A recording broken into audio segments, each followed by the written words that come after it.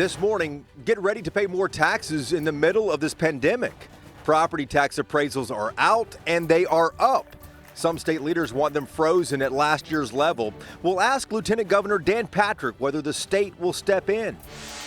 Much of Texas is coming back to life, but not Amarillo. A huge spike in coronavirus cases there is keeping it in lockdown. County Judge Nancy Tanner is with us from Potter County on the next steps. Rulings and reversals. Voting by mail has gotten confusing in Texas. Ross Ramsey in Austin to explain what's coming. And small colleges and universities are struggling in the pandemic. Should the state rescue them or allow some to fail? We'll ask the president of one of them. Inside Texas Politics with Jason Whiteley starts now.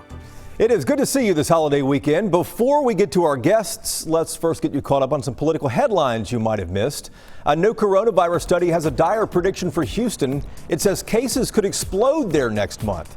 Children's Hospital in Philadelphia looked at cell phone data and determined that social distancing in Houston has diminished. The study predicts that Harris County could go from about 200 new cases each day to more than 2,000 cases a day in the next month. Texas Democrats are holding a virtual state convention, but Texas Republicans still plan to hold an in-person convention. Scheduled for July in Houston, the Republican Party of Texas told an Austin newspaper that it is developing plans to safely move forward with a spaced-out convention. And the mayor of Wiley in Collin County, north of Dallas, says women cannot lead prayer at city council meetings. Why? Mayor Eric Hogue there says the Bible forbids it. Wiley was going to let some local students open Tuesday's meeting with a prayer. It is likely, though, that this will not be the last you hear of this story. As if we do not have enough to deal with right now, let's talk taxes. Your county says that your property is worth more than it was last year. In some cases, there are massive increases in value, and higher appraisals sometimes result in higher property taxes. Our first guest is someone we talked to a lot about this subject. It's Texas Lieutenant Governor Dan Patrick. He is with us from his home in Houston. Governor Patrick, good to see you. Hey, good to see you, Jason. Always great to be with you. And man, the Texas Municipal League that represents cities and TAC that represents Texas counties, they are really trying to pull one over on the voters and the taxpayers. Let me ask you about that, because a lot of local leaders say they want the state to freeze property tax appraisals at the 2019 levels. Is that not a good idea? It's a terrible idea. We don't want to freeze your taxes because then they can't go down. This is what the scam is here by the cities and counties. It sounds good. We want to freeze your values. Well, the bill that we passed last year, Jason, says this. Your taxes that you pay are no really longer dependent on your values. It's on their revenue growth. They've been growing at around 8% a year plus, cities and counties. Our bill says they can't grow any more than 3.5%. So the value of your house, Jason, or anyone watching, no matter how high it goes up, they have to lower their tax rate to bring their revenue growth, total revenue growth, to 3.5%. So it's a seesaw. Your values go up, you have to lower the rate. So they cannot grow any more than 3.5% in their budget. So some homeowners may go up 1%, 2%, 4%, 3.5% average. And by the way, Jason, the appraisals that were done in January and February before this pandemic, all of those values are now down. Commercial property is not worth what it was, nor are homes. They should be lowering them, not freezing them, lowering them. And let me ask you about that. You mentioned in the beginning of the conversation about the Texas Municipal League, which represents cities and counties. The TML says because a disaster was declared, that law you're talking about that the legislature passed, the caps no longer apply because a disaster was declared. Is that reading the law correctly? We don't believe it's reading the law correctly. I'm sure it will go to court. The reason that was put in is for cities and counties that could have a hurricane hit them or a tornado hit them, as we've had in Dallas. So where you'd have this one-time disaster that would dramatically impact a city or county, that you could step around this 3.5% cap because of that. Not for a pandemic. We haven't had any direct damage to homes or properties in this case. Now, revenues are down by the counties and cities without question, but the federal government is sending them hundreds of millions of dollars. I am disgusted, quite frankly, Jason, that cities and counties are even thinking about how can we raise taxes? Because when they say freeze, they don't mean freeze. if they do freeze, they want to freeze it when it was higher, not lower as it is now. And they want the ability to raise the tax rate. Just because you freeze your value doesn't mean they can't increase the tax rate to make it go up. So we don't believe they're correct on this.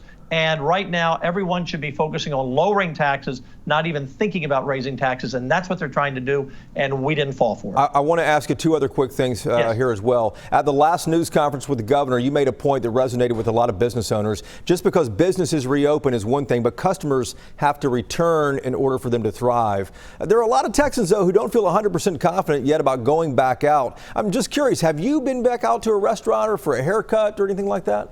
I've been pretty busy. In fact, I'm heading to San Antonio for a graduation of a school. I've done 3 church appearances. I've gotten my hair cut. I've been to restaurants. So I'm out there. And look, I'm over 65, so I'm careful. I wear a mask when I'm out. I'm very, careful about, what I do. But I'm not living in fear. I'm just being smart about what I do. Look, the CDC just put out a report that said 80% of the deaths or higher are people 65 and over. Your chances, if you're under 65, of getting the virus and dying are very, very small. That's why I've said for a while, anyone under 50 for sure can get back out there, go to work, do whatever they want. Seniors need to continue to be careful. They're vulnerable without question. But unless you have some serious health issue and you're under 65, right, you should feel pretty confident. It doesn't, look, Jason, here's the fact on this. This is going to be with us for a while and some people are going to die. But we flattened the curve here. Texas, we're better than any other state, really any other country in the world in terms of our death rate per capita. Every life is valuable. Right. But people, I respect if they don't want to go out, but businesses opening without customers won't help us get back to where we need to be. All right, Governor Patrick, thank you for the time. Yes. Now to another big political issue in the state, voting by mail. Can you or can't you vote by mail to avoid being around people at polling places? Let's go to Austin right now. Ross Ramsey, the co-founder and executive editor of the Texas Tribune. Good morning to you, Ross. Good morning, Jason. How are you? We're doing well. We've had rulings and reversals. Is there any question that this is not going to be settled by the Supreme Court? I think there's some question about it and whether it'll be settled in state courts or federal courts. The issue is whether the pandemic constitutes a disability. You can go into the voting booth and check disability on the voting thing. It doesn't ask you what your disability is, so it's probably legal, but the argument is whether that's what the law intended or whether it's just supposed to be people who are disabled in kind of the traditional sense of the word. And we know how fine these arguments can be. I want to ask you about state leaders asking state agencies to cut their budgets. They are exempting, though, expensive programs from the cuts. Give us some examples. The foundation school program that funds public schools would not be part of the cut. If you look at the state budget in Texas, the 2 biggest programs are education, public education mostly, and then higher education. And on the other hand, health and human services. They don't want to cut health and human services in the middle of a pandemic. That's where they're going for help, and They don't want to cut education right now. So, they have ordered agencies to cut 5%. Budget cuts are certainly going to be in order in January when they come in to write the next budget, and the comptroller will be out next month with some numbers on how much they need to cut. All right, Ross, back to you in a moment. Thank you. Coming up, the pandemic is financially strangling small colleges and universities in Texas. Should the state rescue them or allow some to fail? The president of Houston Tillotson University is with us from Austin in a moment. Then from Austin to Amarillo, as much of Texas is coming back to life, not the Panhandle. A huge spike in cases there is keeping Amarillo in lockdown. We'll talk to County Judge Nancy Tanner from there in just a moment. You're watching Inside Texas Politics. And now to something we can all rally around. Wednesday is going to be a historic day. For the first time since the space shuttle retired in 2011, U.S. astronauts are going to space on an American rocket from American soil. It's not a NASA vehicle either. This is a SpaceX capsule called the Crew Dragon, owned by Elon Musk. And on Tuesday's episode of the Politics Political Podcast, we're going to talk to the director of the Johnson Space Center in Houston. He's sharing the skinny on what's happening behind the scenes just before launch.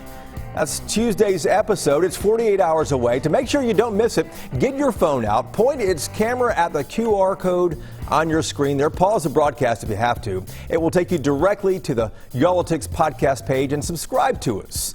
This episode automatically will download by the time you wake up on Tuesday morning. At St. Edward's University in Austin, administrators have laid off 95 employees. They closed the music and education departments, and they are restructuring 9 programs on campus altogether because the coronavirus has hit hard there. But that campus is hardly alone. The pandemic has pinched small universities all across the state. With us right now from Austin is Dr. Colette Pierce-Burnett. She is the president of Huston-Tillotson University in Austin. Dr. Burnett, good to see you. Good to see you. I wish we were talking under better circumstances, but tell us what kind of cuts that you guys have had to make there at Huston-Tillotson. We haven't made any cuts at Huston-Tillotson. Explain how you haven't, because we're hearing so much about small universities being really hit hard by this, like your friends, your neighbors at St. Edward's. How have you all not been able to make any cuts? Well, as a historically black college, we had minimal resources before. That's not new, running an institution with limited resources. And that's something we've gotten very good at. So the COVID-19 has just put a laser focus on how institutions with limited resources have to be as restrictive as possible and as resourceful as possible. So my university has been very fortunate so far. And as we all know, with the COVID, we don't have a crystal ball, so we don't know what's going to happen in the future. But sitting here right now, we are not in that particular position. Now, we are enrollment dependent, which is why small schools are in this position in general, especially small privates. Let me ask you about that. But that means that the more students you have, the more income you have. So that is a worry in the fall if we don't get that enrollment. Well, I wanted to ask you about that. You mentioned resourceful. Huston-Tillotson was able to get online within 2 weeks. Are you going to get online with classes within 2 weeks? Is the university going to continue online classes for the fall semester or have in-person classes? And secondly, you can't charge as much for online classes, can you? That's debatable. I mean, faculty still have to deliver instruction. So there's all kind of overheads. I mean, that's another whole show that we couldn't get in the 21 to 30 minutes about what instruction costs, because faculty still need to be compensated for delivering instruction. So back to your question about being online versus being on ground, we were not an online school at all. We had hybrid courses, but no degrees fully offered online. So that was a heavy lift for us. Our summer school will persist online, but our fall, we have not made a decision because we want to make an informed decision. And of course, the health and safety of our students, the entire campus community is very important, and we have a small contained campus. So we know now that we can do online. It's not a force that we're afraid of anymore. We've conquered through that fear, but the decision has not been made. Should the state or federal government step in to help small colleges and universities like yours? Of course, that's already happened with the stimulus dollars for us to be able to replace lost revenues, because we lost a substantial amount of our revenue stream when we had to close our residence halls, and students then did not pay for that service because they weren't staying in the halls or eating in our dining facility. So I do think it's a responsibility, because education is it's a right, not a privilege. So, and I do think the governments have a role to play in that for privates and publics. Just a couple of moments left here, too. Fortunately, you haven't had to make cuts, but I'm curious, how long can Huston-Tillotson go without having to make cuts? Just a few seconds left here. Oh, that's a crystal ball question. I mean, we're dependent on enrollment. I think what people need to be concerned about is to be sure that affordability does not hinder people of all walks of life to be able to get an education. That's the real concern. Gotcha. So that's where philanthropists have to step up. The government has to step up. We all have to step up. I mean, that's the magic question. Gotcha. Dr. Burnett from Huston-Tillotson University, the president down there, thanks for the time and congratulations on the resourcefulness, and our best wishes to you guys. Thank you, sir. We've talked about certain segments of the Texas economy not yet allowed to reopen, but we haven't talked about Texas cities and counties remain in lockdown. El Paso and Amarillo have both seen surges in cases of COVID-19 and are not reopening as the rest of Texas is right now. So in Amarillo with us right now is the county judge for Potter County there. It's Nancy Tanner. Judge Tanner, good to see you. Thank you so much for having me. We appreciate the time. You guys will be reopening on Friday the 29th, a week after the rest of the state. Do you agree with that date, considering where you guys are with coronavirus cases right now? Actually, we're opening on June 1st. That's on a Monday morning.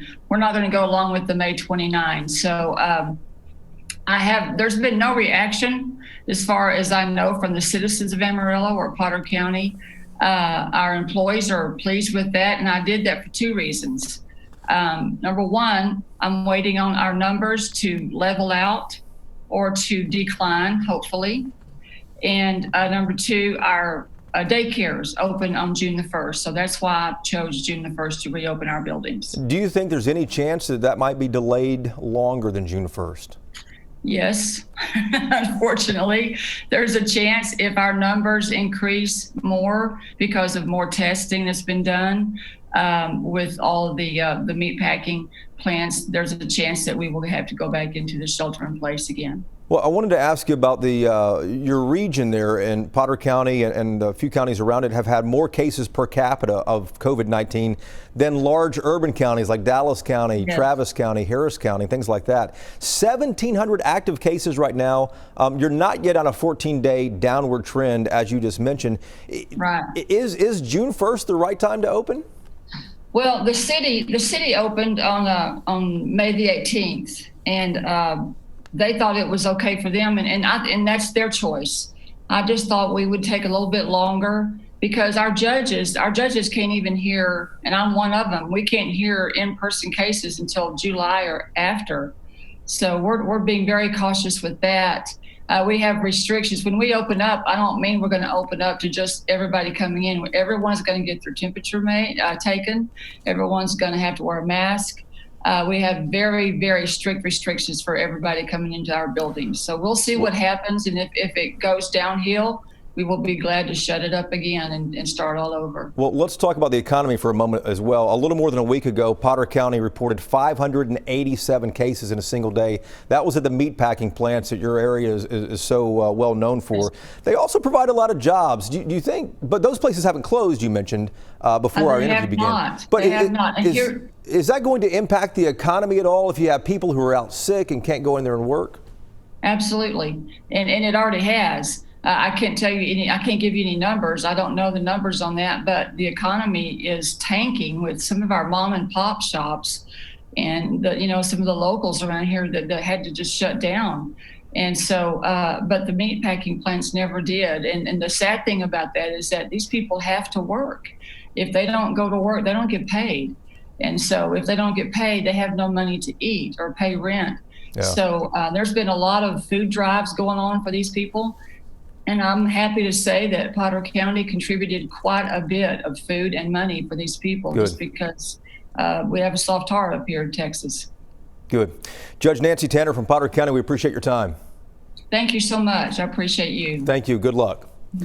When we come back, the Cornyn campaign's attack ad against Royce West, it might have backfired. The West campaign is calling it racist now. Lots to take apart on this one. Next on the Roundtable. This is Inside Texas Politics with Jason Whiteley.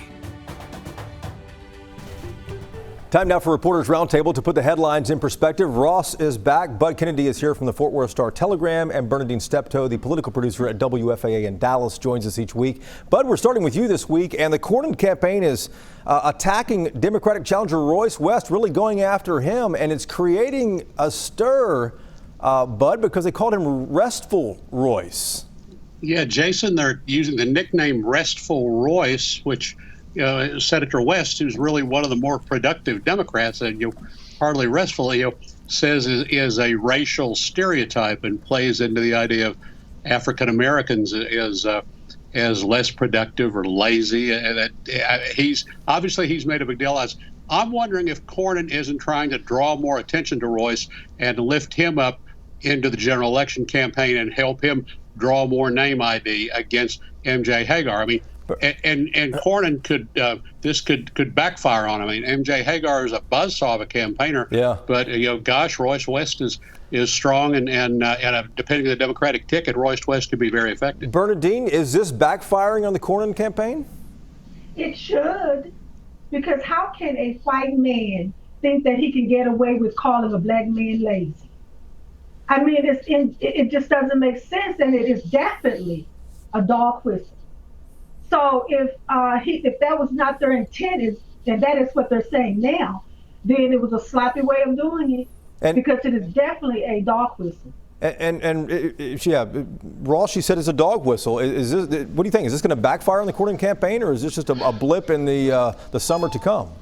It depends on how much attention it gets. I think Cornyn, when you're speaking during another party's primary, you're trying to influence the primary, and I think he would much rather run against a male black lawyer than against a white female veteran. And I think he's trying to put his thumb on the scale. It could slip off. Bud, Memorial. Go ahead, Bernadette. I use racial politics. There's a better way of eliminating an opponent other than playing the racial politics game.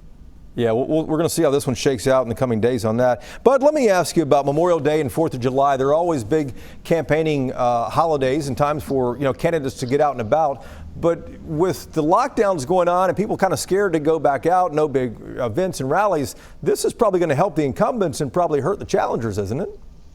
Well, this is a very reverent weekend. We saw the president at the White House with his ceremony with the bikers on Friday. People are remembering the fallen, and also a little bit of memory for those who've fallen this weekend. This is a big weekend for candidates to get out and lead these ceremonies and be somber and prayerful. I tell you who's going to come out ahead this weekend: city mayors, county commissioners, county judges, local officials. They're getting the limelight. Bernadine, you're smiling. Quickly. Well, yes, they are, because they are at the forefront now. But remember, we have social media as well, and that they could use that. All right, guys, thanks so much. We appreciate your time. Thank you for watching as well. A salute to the families this Memorial Day who have lost a loved one. We appreciate your sacrifice. Join us again next Sunday for another episode of Inside Texas Politics. Hope you have a good week.